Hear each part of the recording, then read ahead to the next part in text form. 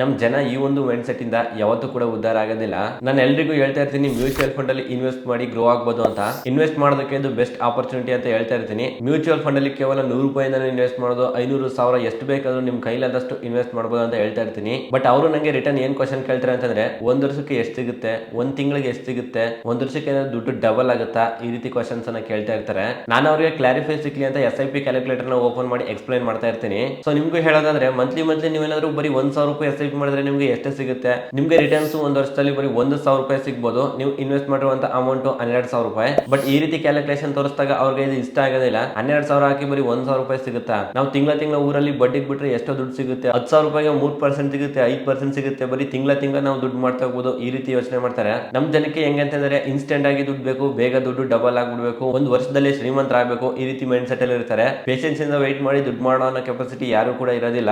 ಒಂದು ವರ್ಷದಲ್ಲಿ ನಾನು ರೀಚ್ ಆಗ್ಬಿಡ್ಬೇಕು ಅನ್ನೋ ಮೈಂಡ್ ಸೆಟ್ ಅಲ್ಲಿ ಇರ್ತಾರೆ. ರಿಯಲ್ ಆಗಿ SIP ಯಾವ ರೀತಿ ವರ್ಕ್ ಆಗುತ್ತೆ ಅಂತಂದ್ರೆ, ನೀವು SIP ನ ಮಾಡ್ತಾ ಇದೀರಿ ಅಂತಂದ್ರೆ, ನೀವು ದುಡ್ಡು ಕಾಂಪೌಂಡ್ ಆಗಿ ಗ್ರೌತ್ ಕಾಣೋದಕ್ಕೆ ಮಿನಿಮಮ್ 5 ವರ್ಷ ಮೇಲ್ ತಗೊಳುತ್ತೆ.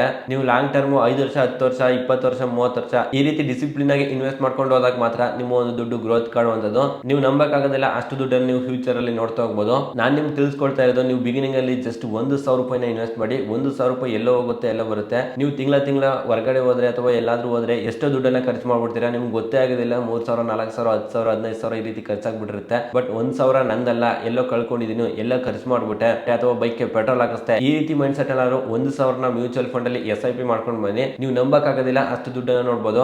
ಎಕ್ಸಾಂಪಲ್ ನಿಮ್ಗೆ ತಿಳಿಸ್ಕೊಡೋದಾದ್ರೆ, 1,000 ರೂಪಾಯಿ ನೀವು 5 ವರ್ಷ ಇನ್ವೆಸ್ಟ್ ಮಾಡಿದ್ರೆ ಅಂತಂದ್ರೆ ನಿಮ್ಮ ಹತ್ರ ಟೋಟಲ್ ಕಾರ್ಪಸ್ 89,000 ಇರುತ್ತೆ. ಅದೇ ರೀತಿ ಇದನ್ನ 10 ವರ್ಷ ಮಾಡಿದ್ರೆ ನಿಮ್ಮ ಹತ್ರ 2,78,000 ಇರುತ್ತೆ. ಅದೇ ರೀತಿ ಡಿಸಿಪ್ಲಿನ್ ಆಗಿ ನೀವು 1,000 ರೂಪಾಯಿ 20 ವರ್ಷ ಕಂಟಿನ್ಯೂಸ್ ಆಗಿ SIP ಮಾಡ್ಕೊಂಡು ಬಂದಿದ್ರೆ ಅಂತಂದ್ರೆ ನಿಮ್ಮ ಹತ್ರ 15 ಲಕ್ಷ ರೂಪಾಯಿ ಇರುತ್ತೆ. ನೀವು ಅದನ್ನೇ 30 ವರ್ಷ ಕಂಟಿನ್ಯೂಸ್ ಆಗಿ SIP ಮಾಡಿದಿರಾ ಅಂತಂದ್ರೆ ನಿಮ್ಮ ಹತ್ರ 70 ಲಕ್ಷ ರೂಪಾಯಿ ಇರುತ್ತೆ. ಇದು ನಾನು ಅವರೇಜ್ ಆಗಿ 15% ರಿಟರ್ನ್ ಪ್ರಕಾರ ಕ್ಯಾಲ್ಕುಲೇಟ್ ಮಾಡಿದೀನಿ. ರಿಟರ್ನ್ ಸ್ವಲ್ಪ ಜಾಸ್ತಿ ಆದ್ರೆ ನಿಮ್ಮ ಹತ್ರ 1 ಕೋಟಿ ಮೇಲೆ ಇರುತ್ತೆ. ಈ ಇನ್ವೆಸ್ಟ್ಮೆಂಟ್ ಅನ್ನು ನೀವು ಒಂದು 5% ಸ್ಟೆಪ್ ಅಪ್ ಮಾಡ್ಕೊಂಡು ಬಂದಿದ್ದೀರಾ ಅಂತಂದ್ರೆ ನಿಮ್ಮ ಹತ್ರ 2 ರಿಂದ 3 ಕೋಟಿ ದುಡ್ಡು ಇರುತ್ತೆ. ಸೊ SIP ಇನ್ವೆಸ್ಟ್ಮೆಂಟ್ ಅಲ್ಲಿ ಈ ರೀತಿ ಪವರ್ ಇದೆ. ನೀವು ದುಡ್ಡನ್ನ ಮಾಡಬೇಕು, ದುಡ್ಡನ್ನ ಗ್ರೋ ಮಾಡಬೇಕು ಅಂತಂದ್ರೆ SIP ಬೆಸ್ಟ್ ಆಪ್ಷನ್ ಇದೆ. ನೀವು ಒಂದು ತಿಂಗಳಲ್ಲೇ ದುಡ್ಡು ಡಬಲ್ ಮಾಡಬೇಕು, ಒಂದು ವರ್ಷದಲ್ಲೇ ಡಬಲ್ ಮಾಡಬೇಕು ಅಂದ್ರೆ ಅದು ಸಾಧ್ಯ ಇಲ್ಲ. ಈ ರೀತಿ ಇನ್ವೆಸ್ಟ್ಮೆಂಟ್ ಅನ್ನ ನೀವು ಲಾಂಗ್ ಟರ್ಮ್ ಮಾಡಿದ್ರೆ ಅಂತಂದ್ರೆ ಖಂಡಿತವಾಗ್ಲೂ ಕೂಡ ನೀವು ಇಮ್ಯಾಜಿನ್ ಮಾಡಕ್ ಆಗೋದಿಲ್ಲ, ಅಷ್ಟು ದುಡ್ಡು ನಿಮ್ಮ ಹತ್ರ ಇರುತ್ತೆ. ಅದಕ್ಕೋಸ್ಕರ ಇವಾಗಲೇ ನೀವು SIP ನ ಸ್ಟಾರ್ಟ್ ಮಾಡಿ, ಗ್ರೋ ಆಗ್ಲಿ. ವಯಸ್ಸು ಚಿಕ್ಕದಿದ್ರೆ ನೀವು ಕಮ್ಮಿ ಅಮೌಂಟ್ ಅನ್ನ SIP ಮಾಡಿ ಒಳ್ಳೆ ಕಾರ್ಪಸ್ ಅನ್ನ ಬಿಲ್ಡ್ ಮಾಡ್ತಾ ಹೋಗ್ಬೋದು. ನಿಮ್ಮ ಏಜ್ ಏನಾದ್ರು 30+ ಇದ್ರೆ ನೀವು ಜಾಸ್ತಿ SIP ನ ಮಾಡಬೇಕಾಗುತ್ತೆ. ನೀವೊಂದು ರಿಟೈರ್ಮೆಂಟ್ ಲೈಫ್ ಅನ್ನ ಆರಾಮಾಗಿ ಲೀಡ್ ಮಾಡಬೇಕು ಅಂತಂದ್ರೆ, ನಿಮಗೆ SIP ಬಗ್ಗೆ ಇನ್ಫಾರ್ಮೇಶನ್ ಬೇಕು ಅಂತಂದ್ರೆ ಕಮೆಂಟ್ ಬಾಕ್ಸ್ ಅಲ್ಲಿ ಕಮೆಂಟ್ ಮಾಡಿ, ನಾನು ಸೊಲ್ಯೂಷನ್ ತಿಳಿಸ್ಕೊಡೋ ಪ್ರಯತ್ನ ಮಾಡ್ತೀನಿ. ಈ ರೀತಿ ಇಷ್ಟ ಆಗಿದ್ರೆ ಲೈಕ್ ಮಾಡಿ. ಹಾಗೆ ಇದೇ ರೀತಿಯ ಫಿನಾನ್ಷಿಯಲ್ ಕನೆಕ್ಟ್ಗೆ ನಮ್ಮ ಒಂದು ಪೇಜ್ ಅನ್ನ ಫಾಲೋ ಮಾಡಿ. ಧನ್ಯವಾದ.